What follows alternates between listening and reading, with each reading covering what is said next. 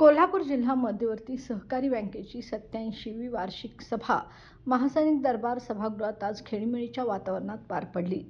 सभेत विविध प्रश्नांवर सविस्तर चर्चा झाली. अण्णासाहेब पाटील महामंडळाच्या कर्जावरील व्याजदर 12% करण्याचा निर्णय घेण्यात आला. तसेच अतिवृष्टीमुळे अडचणीत आलेल्या शेतकऱ्यांसाठी कर्जमाफीचा ठराव सभेत मांडण्यात आला.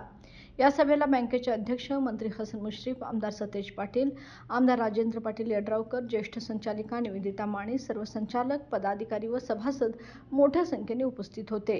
यावेळी माजी आमदार राजबाबा आवळे यांच्यासह मान्यवरांनीही चर्चेत सहभाग घेतला.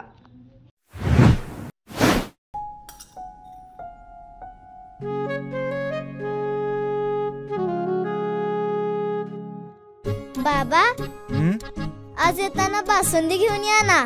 अगं, कालच आपण आईचा वाढदिवस होता म्हणून आणली होती ना. ऐकलं, गोकुळची बासुंदी पुन्हा खावीशी वाटतेय. खरं सांगू, मलाही खावीशी वाटतेय. पुन्हा पुन्हा खावीशी वाटणारी गोकुळ बासुंदी.